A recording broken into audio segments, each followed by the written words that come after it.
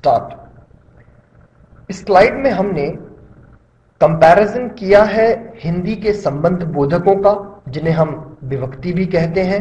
इस तरह के जो शब्द होंगे ने, को, से, मैं, पर, और इंग्लिश के प्रीपोजिशंस का, जो कि एक तरह से आप कह सकते हैं समानांतर है दोनों भाषाओं के बीच में।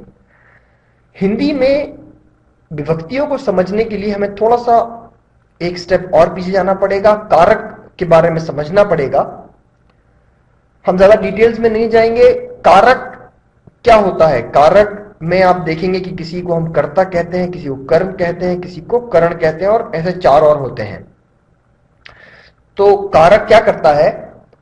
कारक एक तरह से जिस संज्ञा के बारे में हम बात कर रहे हैं, जिस नाम के बारे में हम बात कर रहे हैं, जैसे यहां पे राम है या रावण है, जिन संज्ञाओं के बारे में हम बात कर रहे हैं उनके रोल को बताता है वाक्य के अंदर।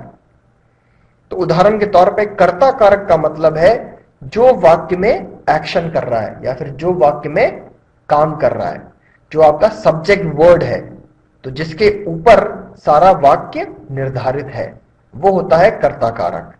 फिर अब आते हैं कर्म कारक के बीच में। कर्म कारक क्या होता है? जिसके ऊपर एक्शन हो रहा है।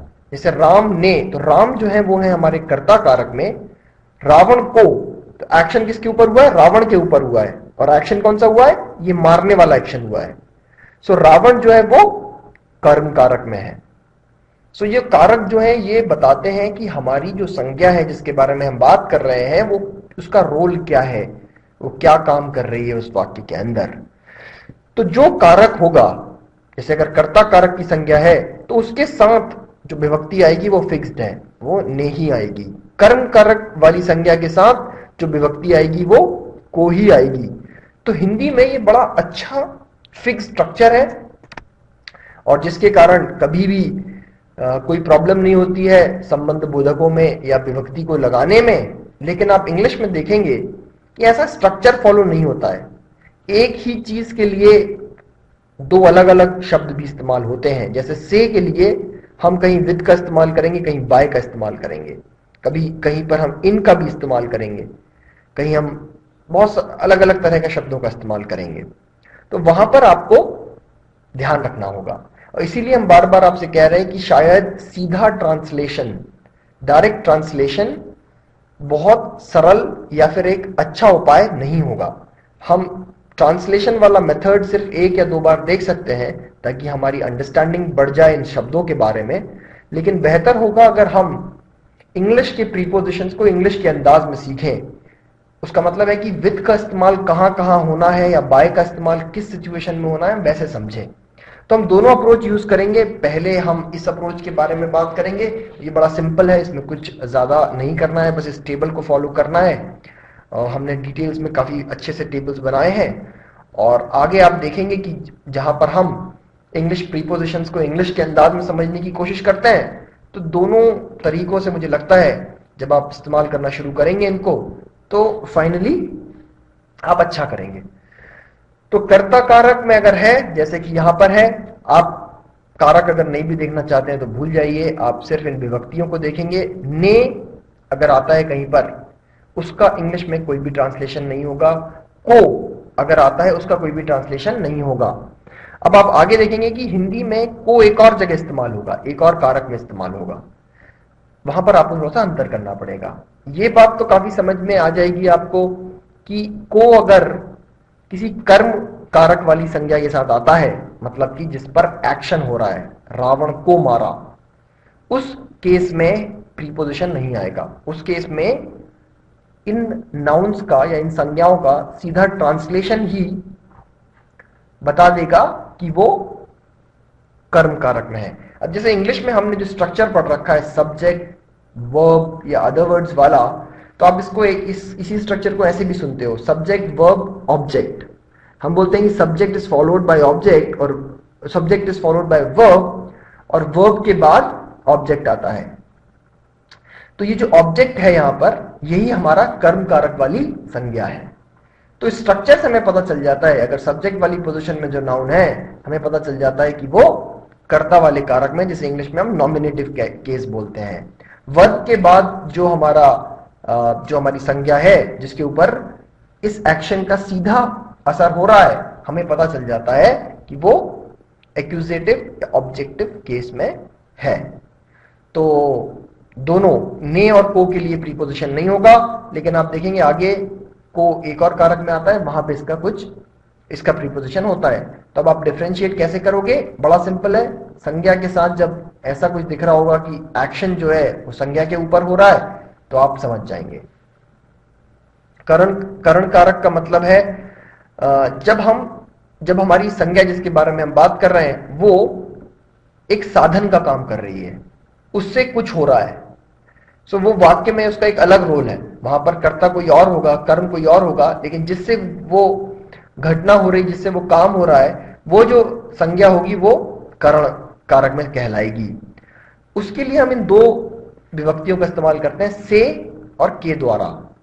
नीचे वाले टेबल में इसी को डिटेल में बताया गया है कि से का ट्रांसलेशन कब विद होगा और कब जो है बाय होगा।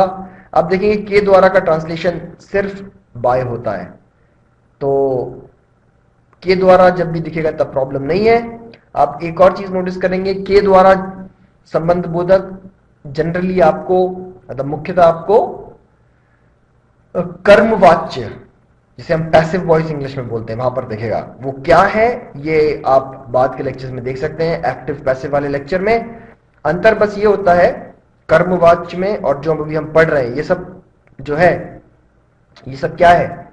ये सब कर्तृवाच्य है।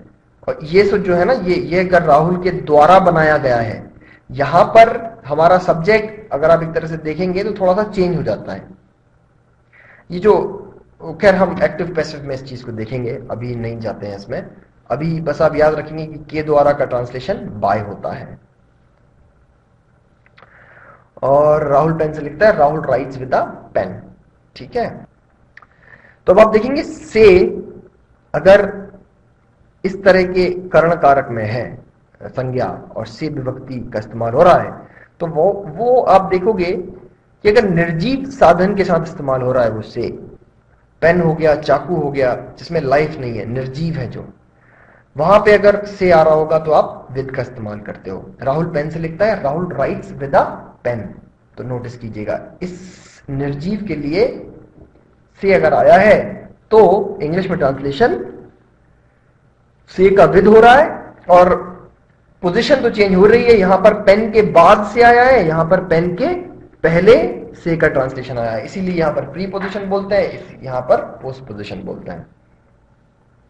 सजीव साधन के द्वारा, सो के द्वारा जब भी इस्तेमाल होगा विभक्ति, तब उसके साथ वो एक सजीव साधन के द्वारा, सजीव साधन के साथ इस्तेमाल हो रहा होगा, जिसका ट्रांसलेशन बाय होगा और जो मुख्यतः बाय ही रहेगा और कुछ नहीं होगा।